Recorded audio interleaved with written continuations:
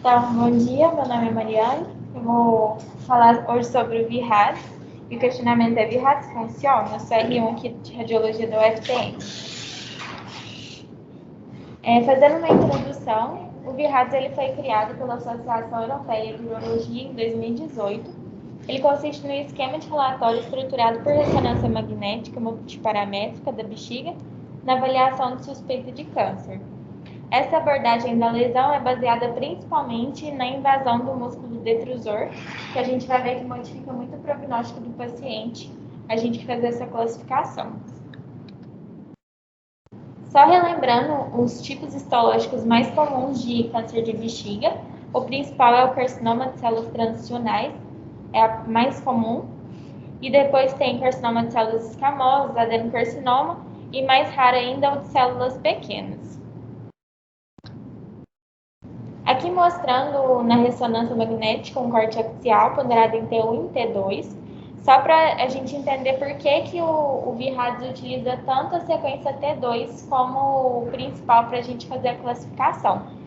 No T1, tanto o sinal da parede quanto o sinal do conteúdo vesical, eles têm basicamente a mesma proporção, então fica difícil de fazer essa separação.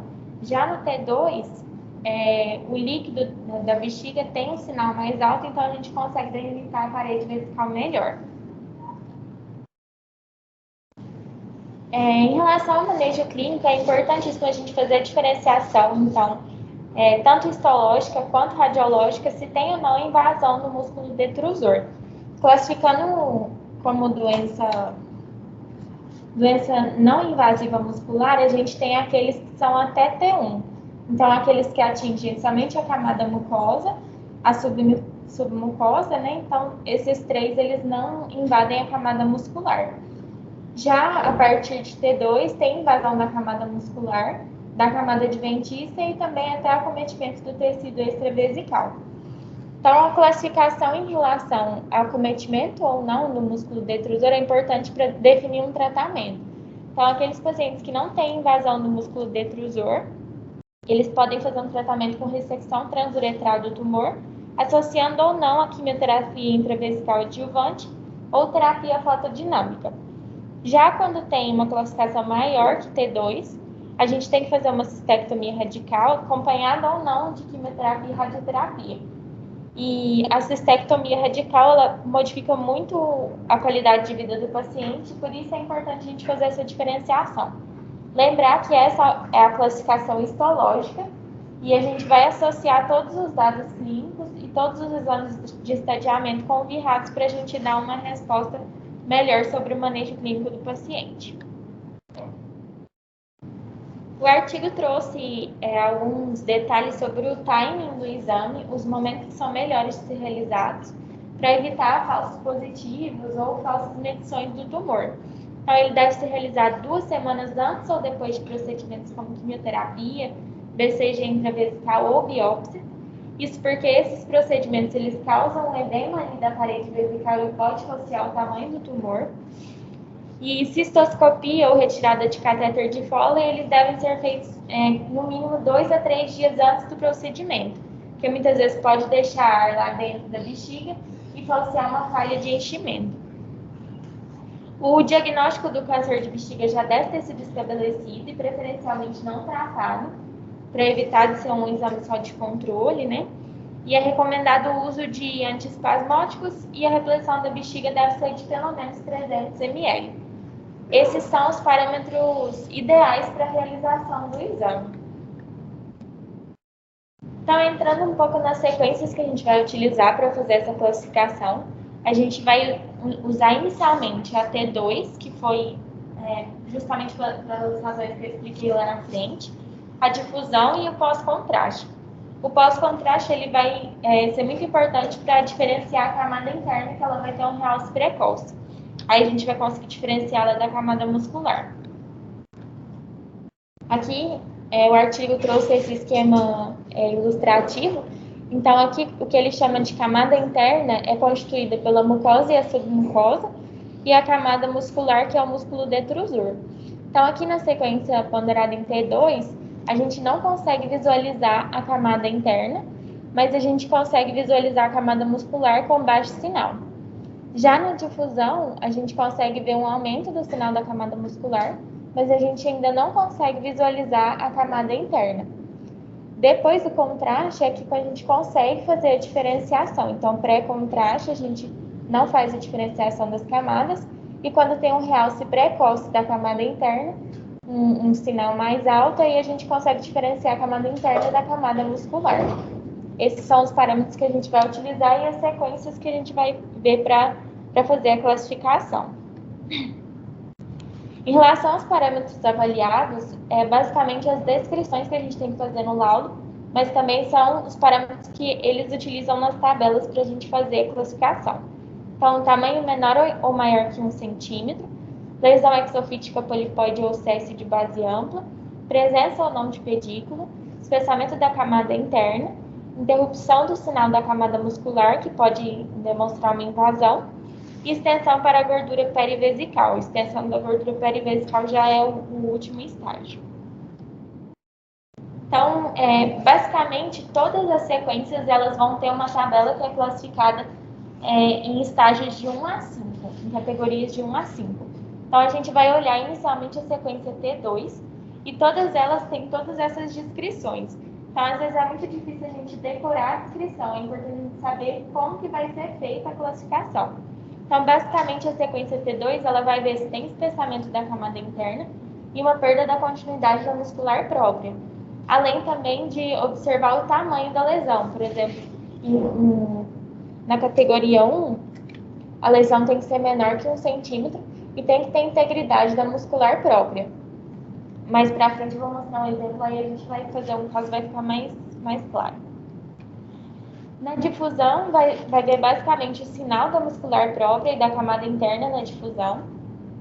Ver se tem alguma diferença. Também entra o tamanho da lesão.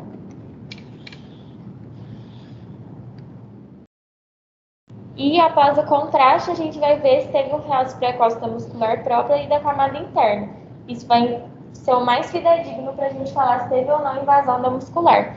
Então, todos eles são classificados de 1 a 5 e a gente vai definir a categoria e juntar as três avaliações para definir o VIRADS. Então, aqui, basicamente, como que a gente vai fazer para fazer essa classificação? Então, o T2 classificado em categoria 1 a 5, né? O contraste e a difusão, todos eles. Então, a gente começa inicialmente olhando o T2. Então, a gente pode ver aqui que, às vezes, tumores que são T2 categoria 3, eles podem, no final, ser tanto VIRADS 2, 3 ou 4. Então, o que vai definir é a gente olhar as próximas sequências. Então, por exemplo, esse aqui, que é a categoria 3, T2. Ele pode ter pós-contraste 2 e pós-difusão 2 e virar um VIRADS 2. O pós-contraste 3 ou difusão 3, ele vira o 3. E assim por diante. Importante também a gente ver que, por exemplo, se a gente classifica um tumor como 5 no T2, ele pode ser um VIRADS 4 e não um VIRADS 5. Então, essa diferenciação é importante a gente fazer para dar o estadiamento correto. Aqui, o artigo trouxe essa tabela, achei bem explicativa sobre como que a gente pode construir nosso laudo. Então, a história clínica, a indicação do exame, qual protocolo que a gente usou, a morfologia, o tamanho da lesão, e aqui falando qual que é a categoria de cada sequência que a gente avaliou. Então, no T2, na difusão e no pós-contraste. E aqui a categoria final do VIRADS, que a gente vai utilizar esse fluxograma. E aqui outros achados que você pode descrever também, extensão transmural, invasão de órgãos, algum linfonodo que você viu no exame. Então, o VIRADS 4 e 5, basicamente, são os que têm a maior probabilidade de invasão da camada muscular. Lembrar que isso é uma probabilidade porque o que define é o anátomo patológico se teve ou não essa invasão. A gente consegue só falar uma previsão.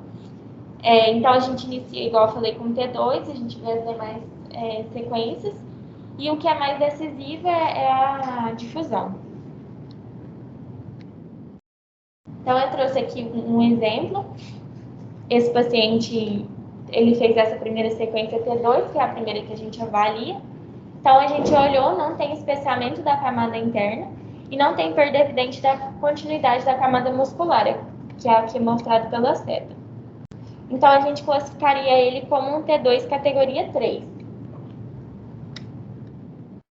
Aí a gente passa para o pós-contraste, não teve realce precoce e não teve perda da continuidade da camada muscular. Então, a gente considera novamente ele como um pós-contraste categoria 3. E após a difusão, né, que é o mais específico, a gente não viu um pedículo, não viu espessamento da camada interna e não teve perda evidente da continuidade. Então, novamente, classifica como uma difusão categoria 3.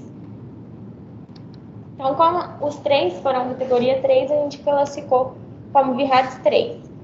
Mas pode ser que às vezes a gente visse no contraste ou na difusão que teve alguma invasão de camada muscular, ele poderia ser um 4. Esse fluxograma que a gente tem que se atentar, porque no T2 pode ser 3, mas no final pode ser 4. Então, concluindo tudo que eu falei, respondendo a pergunta, né, o Virades realmente funciona? Esse artigo ele trouxe um estudo que foi realizado em suporte com 340 pacientes que já tinham diagnóstico de câncer de bexiga entre 2011 e 2018. E ele concluiu que foi efetivo, sim, né, em definir a probabilidade de invasão do músculo detrusor e deve ser considerado para avaliação dos tumores antes da cirurgia, principalmente para melhorar a qualidade de vida no pós-operatório.